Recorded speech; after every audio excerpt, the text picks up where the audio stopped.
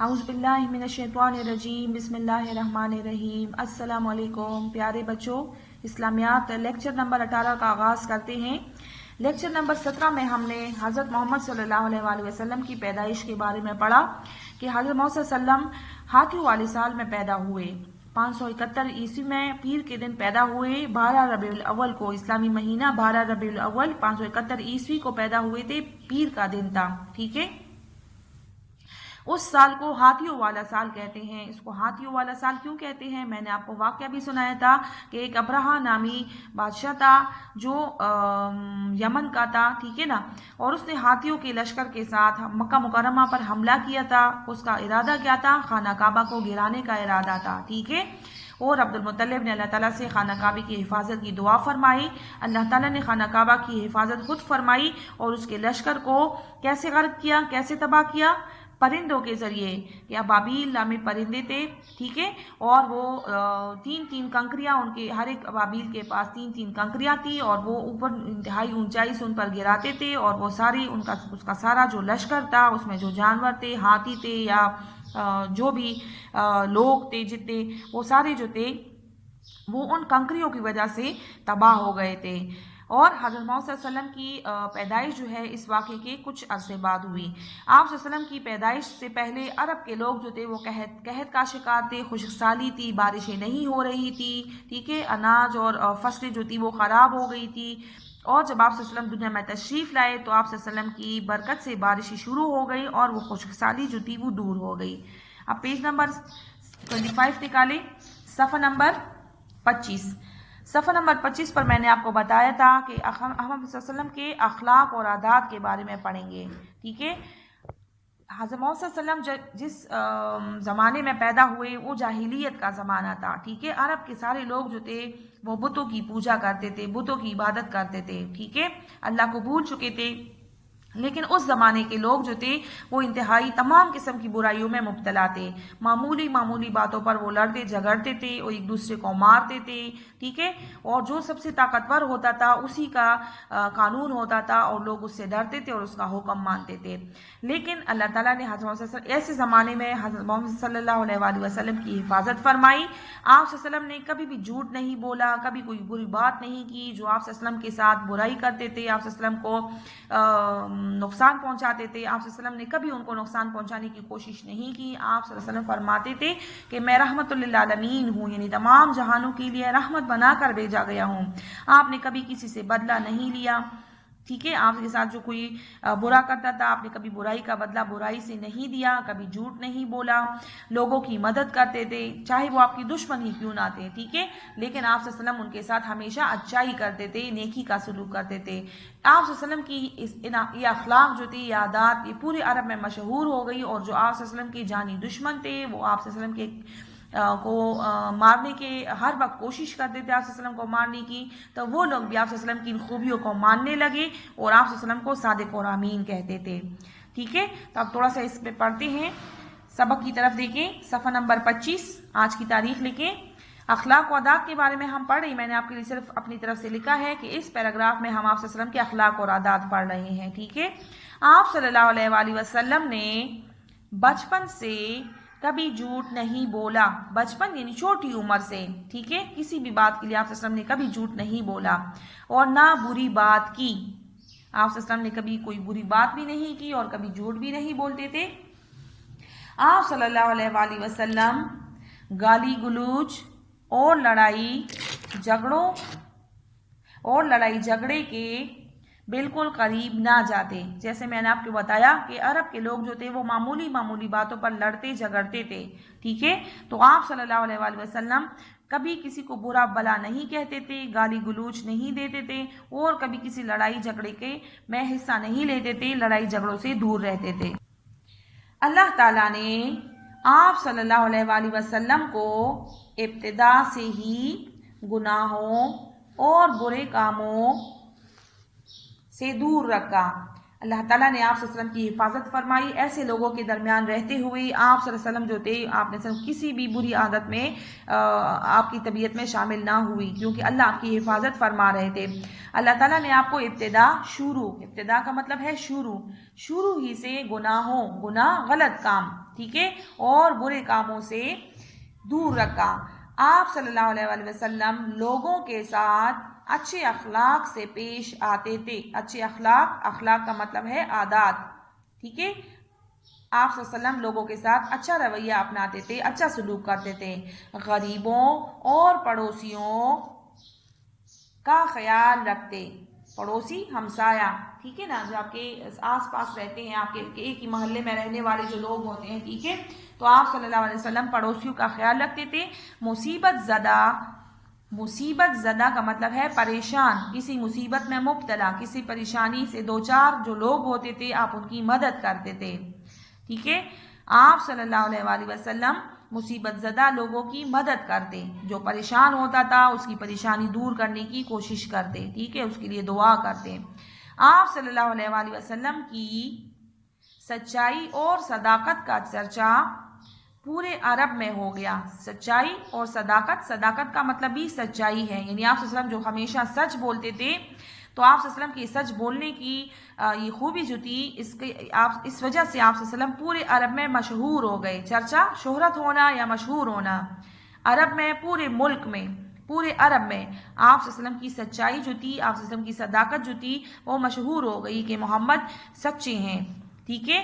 اور اس کی وجہ سے لوگ کیا کرتے تھے، اور لوگ آپ صلی اللہ علیہ وسلم کو صادق یعنی سچا، اور امین یعنی امانت دار، سچا، صادق کے اوپر لکھے سچا، امین کے اوپر لکھے امانت دار، لوگوں کی امانتیں رکھنے والا، ٹھیک ہے، اور امین کے لقب سے پکارنے لگے۔ وہی لوگ جو آپ صلی اللہ علیہ وسلم کے دشمن تھے، ٹھیک ہے، جو ہر وقت آپ صلی اللہ علیہ وسلم کو مارنے کی، نعوذ باللہ آپ صلی اللہ علیہ وسلم کو مارنے کی کوشش میں لگے رہتے تھے، وہی لوگ آپ کو صادق اور امین کہہ کر پکارنے لگے۔ لقب صفتی نام، ٹھیک ہے، کسی خوبی کی وجہ سے جو نام ملتا ہے اسے لقب کہتے ہیں، ٹھیک ہے۔ تو آپ صلی اللہ علیہ وسلم کی سچائی اور صداقت کی خوبی کی وجہ سے لوگ آپ کو صادق کہتے تھے، اور آپ صلی اللہ علیہ وسلم امین تھے۔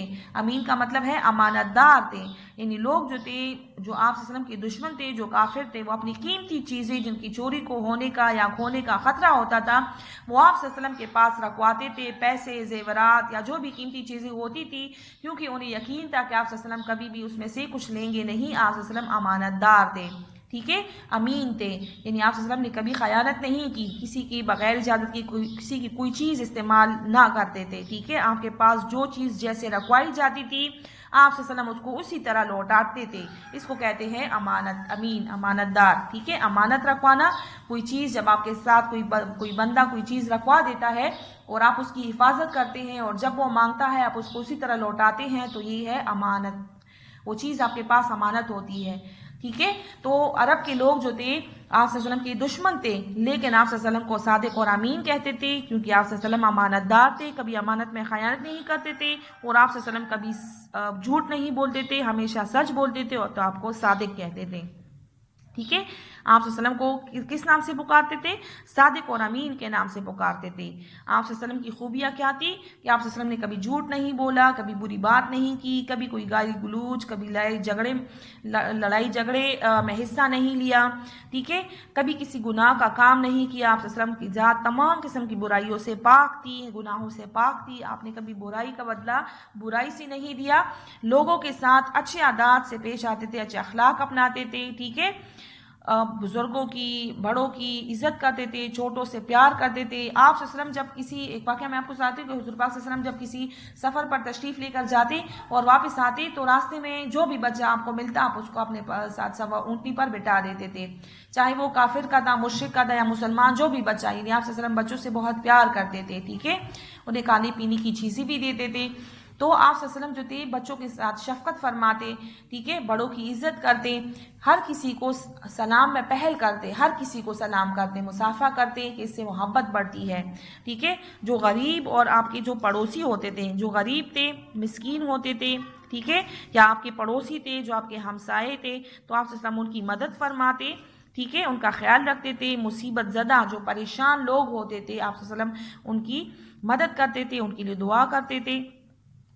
اور آپ صلی اللہ علیہ وسلم صادق اور امین تھے، ٹھیک ہے نا. تو اس پیراگراف میں ہم نے سارا آپ صلی اللہ علیہ وسلم کے اخلاق اور عادات کے بارے میں پڑھا، ٹھیک ہے. آپ لوگوں کو سمجھ آ گئی ہوگی آپ صلی اللہ علیہ وسلم کے عادات کے بارے میں، آپ صلی اللہ علیہ وسلم کے اخلاق کے بارے میں، اور آپ صلی اللہ علیہ وسلم کی زندگی جو ہے وہ ہمارے لیے ایک بہترین نمونہ ہے، ٹھیک ہے. تو ہمیں آپ صلی اللہ علیہ وسلم کی زندگی کو سامنے رکھ کے آپ صلی اللہ علیہ وسلم کی خوبیوں کو اپنانا چاہیے اور آپ صلی اللہ علیہ وسلم کی سنت کی پیروی کرنی چاہیے، ٹھیک ہے.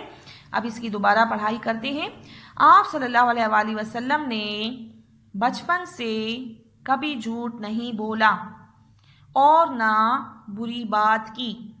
آپ صلی اللہ علیہ وآلہ وسلم گالی گلوچ، برا بلا کہنا، غلط بات کہنا اور لڑائی جھگڑے کے بالکل قریب نہ جاتے.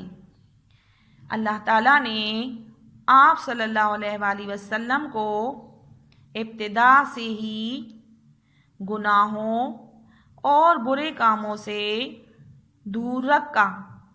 آپ صلی اللہ علیہ وآلہ وسلم لوگوں کے ساتھ اچھے اخلاق سے پیش آتے تھے. غریبوں اور پڑوسیوں کا خیال رکھتے، مصیبت زدہ لوگوں کی مدد کرتے. غریبوں اور پڑوسیوں کا خیال رکھتے، مصیبت زدہ لوگوں کی مدد کرتے. آپ صلی اللہ علیہ وآلہ وسلم کی سچائی اور صداقت کا چرچا کا مطلب کیا ہے؟ مشہور ہونا، شہرت. اس کے اوپر لکھیں پورے عرب میں ہو گیا اور لوگ آپ صلی اللہ علیہ وآلہ وسلم کو صادق اور امین کے لقب سے پکارنے لگے.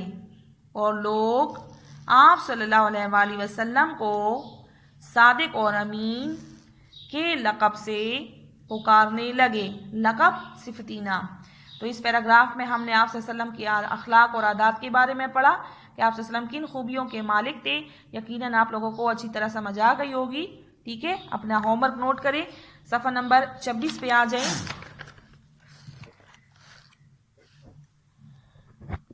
آج کا آپ کا ہوم ورک ہے، یہاں پہ آپ دیکھیں نام لکھے ہیں اور اس کے سامنے رشتے ہیں، ٹھیک ہے. تو آپ لوگوں نے کیا کرنا ہے، دیے گئے ناموں کا حضرت محمد صلی اللہ علیہ وآلہ وسلم کے ساتھ کیا رشتہ تھا، لکیر لگا کر ملائیں. اس سے پہلے بھی آپ لوگ اس طرح کالم کر چکے ہیں اور اس سبق میں ہم نے پڑھا کہ عبداللہ آپ صلی اللہ علیہ وسلم کے کیا تھے، حضرت آمنہ، عبد المطلب. یہاں پہ ہے دادا، والد اور والدہ. تو عبداللہ آپ کے کیا تھے، والد تھے. حضرت آمنہ آپ کی والدہ تھی اور عبد المطلب دادا. یہ دادا، والد اور والدہ آپ لوگوں نے لائن لگا کے اس کو کمپلیٹ کرنا ہے، ٹھیک ہے. صفحہ نمبر 27 پہ دیکھیں. یہاں پہ سوال ہے، ایکٹیویٹی ہے، سرگرمی ہے. کعبہ کی تصویر چسپاں کریں اور دیے گئے سوالوں کے جواب دیں، ٹھیک ہے. یہ آپ لوگوں نے بک پہ کرنا ہے. انشاءاللہ جب اسکول کھلیں گے تو آپ لوگوں کی بک چیک ہوں گے، اس پہ نمبر دیے جائیں گے. یہاں پہ آپ لوگوں نے خانہ کعبہ کی تصویر بنانی ہے، ٹھیک ہے، پیاری سی. اس کو کلر کرنا ہے اور سوال نیچے دیا ہے کعبہ کس شہر میں ہے. اس سے پہلے والے سبق پیراگراف میں ہم نے پڑھا سبق کے بالکل شروع میں، کعبہ کس شہر میں ہے، کعبہ کا رنگ کیسا ہے، ٹھیک ہے. کعبہ کس شہر میں ہے، کعبہ کا رنگ کیسا ہے. اگر آپ اپنے بک کے سب سے اوپر والے حصے پہ دیکھیں تو آپ کے بک پہ بھی اس کی تصویر بنی ہوئی ہے، اس کا رنگ بھی نظر آ رہا ہے. تو یہ آپ کی سرگرمی ہے، آپ لوگوں نے اس کو اچھی طرح کرنا ہے اور پھر اس کی چیکنگ ہوگی.